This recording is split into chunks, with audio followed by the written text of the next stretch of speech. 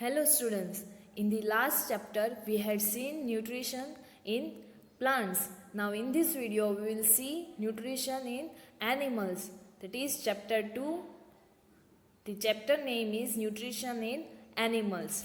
So you have learned in chapter 1 that plants can prepare their own food by the process of photosynthesis, but animal cannot. Animals get their food from plants either directly by eating plants or indirectly by eating animals that eat plants. Some animals eat both plants and animals.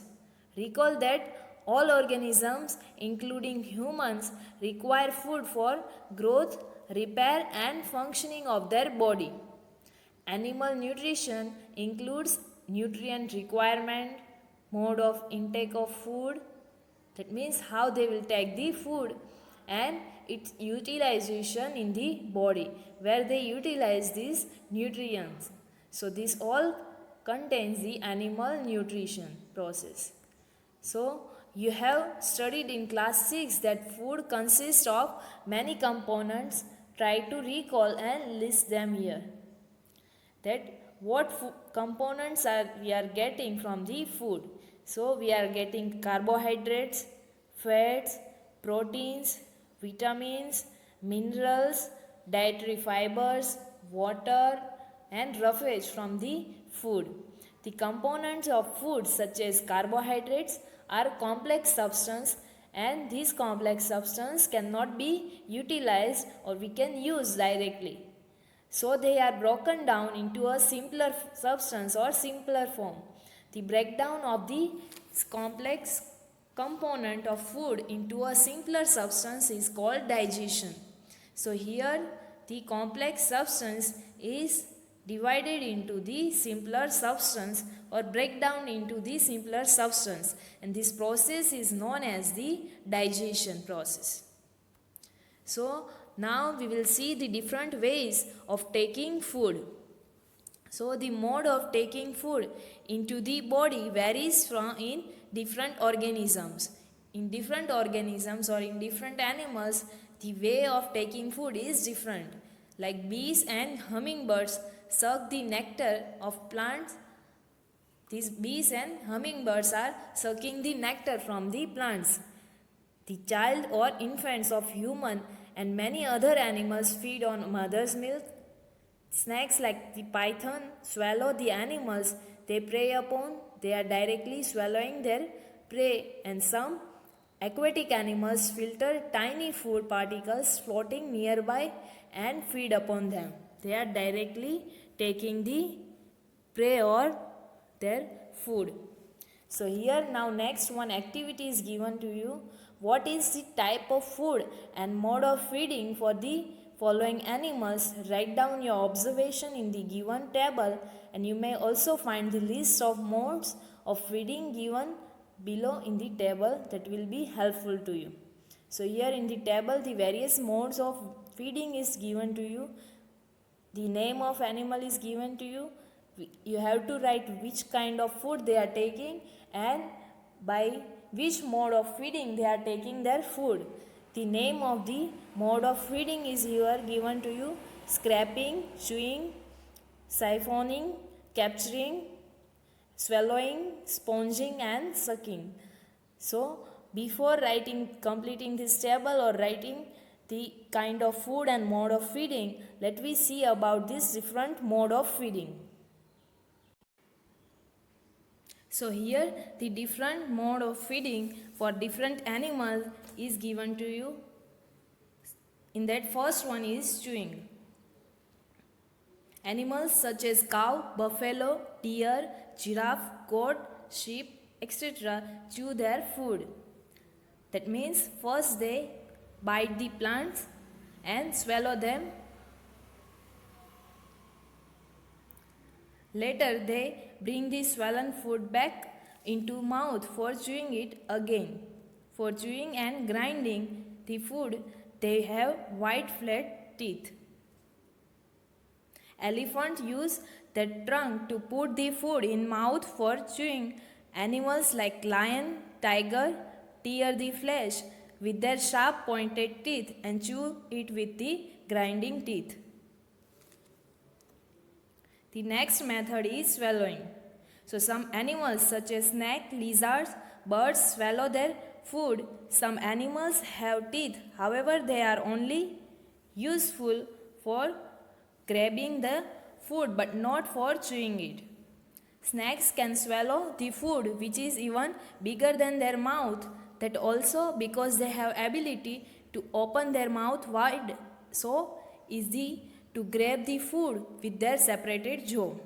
Animals such as lizard use their long tongue to catch and then swallow the small insects. The next method is sucking. Some animals such as butterflies, mosquitoes, housefly have long tube called proboscis. It is like a straw. Using it, butterfly suck sweet juice called nectar from the flower. Similarly, mosquitoes suck the blood. Next method is nibbling. Animals such as rabbit, mouse use their sharp front teeth for taking small bites of food. This is called nibbling. Next is lapping. Have you ever seen cat or dog drinking milk? Well, more appropriately, it is called lapping. They use their tongue to do so. The next method is filtering. Some aquatic animals such as fish, clams, krill, sponges, similarly some birds like flamingos have ability to filter out their food which is present in water or other mixture. Next is scraping. Animals such as snail obtain food by pulling hard on a surface to obtain food attached on the surface, and it is called a scraping. So these are the different modes by which the animal feed their food. So now we will see how starfish feed its food. So starfish feeds on animals covered by hard shells of calcium carbonate. After opening the shell, the starfish pops out its stomach through its mouth to eat the soft animal inside the shell. The stomach then goes back into the body and the food is slowly digested. So before going on the next topic, let's first solve this table or fill this table. The name of animal is snail. The kind of food it is taking is leaf and small insects, and mode of feeding in snail is scraping. The next is ant. So it is taking small particles of sugar and flour, and the mode of feeding is chewing. The next animal is eagle. So the kind of food it is taking is rat and small birds, and the mode of feeding is capturing, tearing and swallowing. The next is hummingbird. So it is eating small insects and sucking the nectar. So the mode of feeding is sucking. The next is lice. It is taking blood and by the method of sucking. The next is mosquito. So it is drinking the blood and by the method of again sucking. The next is nectar. It takes butterfly. It takes nectar by the method of sucking. And last one is housefly. It eats sweet and dirty liquids and solid substance by the method of sucking. The next topic is we had digestion in humans. So we take food through the mouth, digest and utilize it. The unused parts of the food are defecated, or that means we are removing that parts from our body. Have you ever wondered what happens to the food inside the body? The food passes through a continuous canal which begins at the buccal cavity and ends at the anus.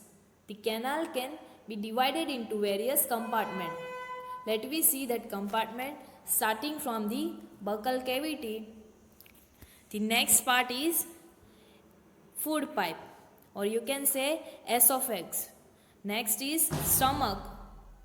The next part is of small intestine, then large intestine, and it is ending at rectum and anus.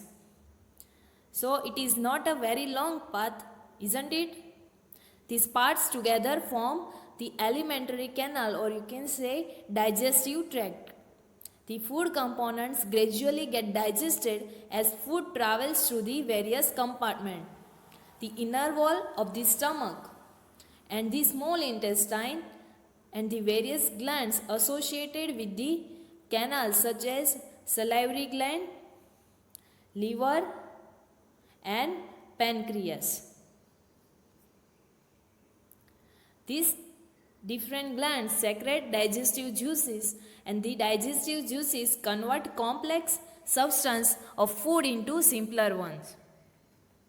The digestive tract and the associated glands together constitute or make the digestive system. Now let us know what happened to the food in different parts of the digestive tract. So first part is buccal cavity and the mouth. So food taken into the body through the mouth, the process of taking food into the body is called the ingestion. We chew the food with the teeth and break it down mechanically into smaller pieces. Each tooth is rooted in a separate socket in the gums as shown here in the figure 2.3. Our teeth vary in appearance and perform different functions. Accordingly, they are given different names. So the names of the different teeth are shown here. First is molar teeth. The last three teeth from the both sides is known as the molar teeth. The next is premolar teeth. The after two teeth are known as the premolar teeth. The next is canine. The teeth which is like a sharp pointed in the inner side is known as these canine teeth, and next is first four teeth are known as incisor teeth. Here Bujoho is saying something. Bujoho is fascinated or attracted by the highly coiled small intestine seen in the figure 2.2, the small intestine. He wants to know its length. Would you like to make a wild guess? We have given its approximate length on the page number 16. So its approximate length is 7.5 meter. Just imagine how such a long structure is accommodated in a small space within our body. So here about milk teeth and permanent teeth given to you.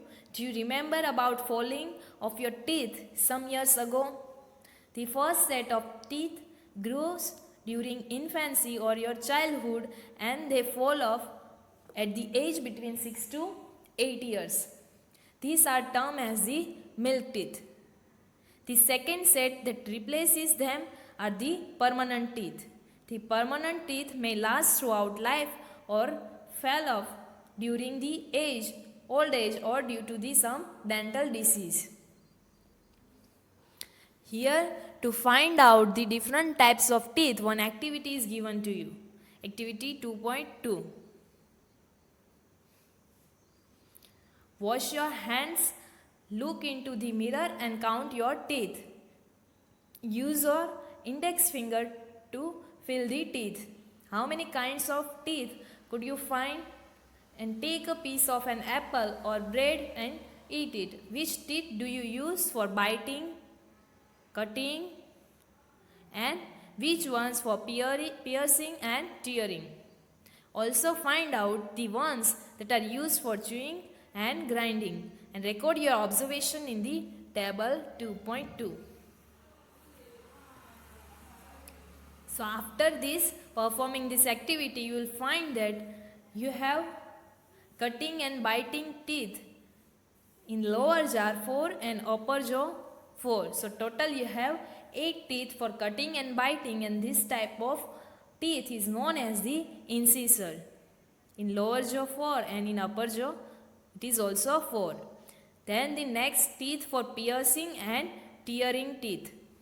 So for piercing and tearing, you have two teeth in upper and lower jaw. So total you have 4 teeth, and this type of teeth is known as the canine teeth. The next is chewing and grinding teeth. So for that you have 6 teeth in lower jaw, and in upper jaw also 6 teeth.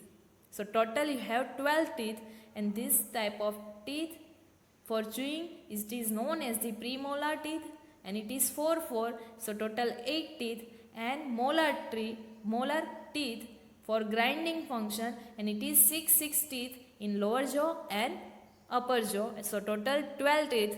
So you have total 8 incisor teeth, canine teeth 4, premolar teeth 8, and molar teeth 12. So you have total 32 teeth. Our mouth has the salivary glands which secrete saliva. Do you know the action of saliva on food? So let me find out. For that, activity 2.3 is given here. Take 2 test tubes and label them A and B. In test tube A, put 1 teaspoon full rice, boiled rice, and in the test tube B, keep 1 teaspoon of boiled rice after chewing it for 3 to 5 minutes. Now add 3 to 4 milliliter of water in both the test tubes. Now pour 2 to 3 drops of iodine solution in each test tube and observe it. Why is there a change in color in the test tube? Because the saliva breaks down the starch into the sugar. That's why there is the change in the color of the solution.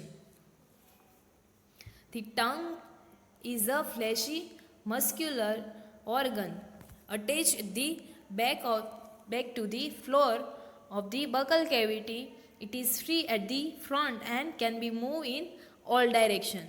So now we will see about the tongue. It is a thick muscular organ and attached at the floor of the buccal cavity at the one end, and the other end is free and it can move in the all direction. Do you know the function of tongue? We use our tongue for talking.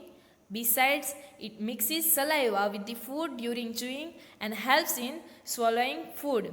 We also taste food with our tongue. It has taste buds that detect different tastes of food. So we can find out the position of taste buds by the given activity, and for that activity 2.4 is given to you.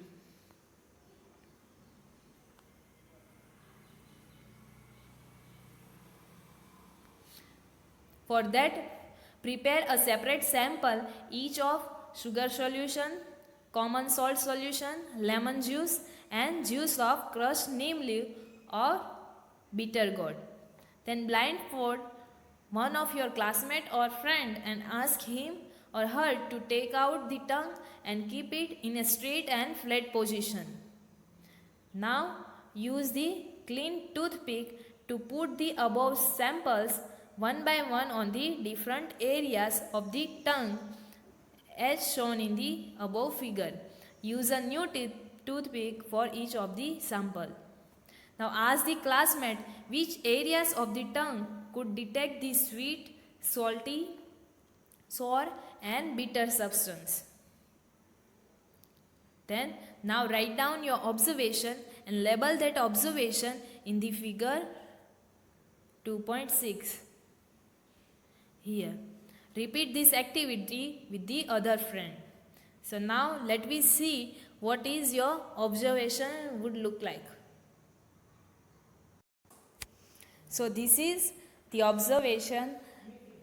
Here the sweet, salty, sour and bitter taste, where this taste can be detected, that area is shown to you. Now let me see why some people's teeth are decaying. So normally bacteria are present in our mouth, but they are not harmful to us. However, if we do not clean our teeth and mouth after eating, many harmful bacteria also begin to live and grow in it. These bacteria break down the sugars present from the leftover food and releases acid. These acids gradually damage the teeth. This is called tooth decay.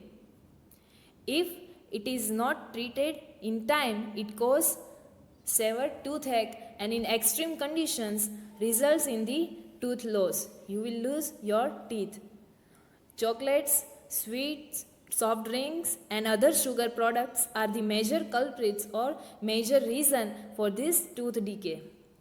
Therefore, one should clean the teeth with a brush or datun and dental floss, that means a special strong thread which is moved between the two teeth to take out the trapped food particles between the teeth. At least twice a day and rinse the mouth after every meal. Also, one should not put dirty fingers or any unwashed object in the mouth.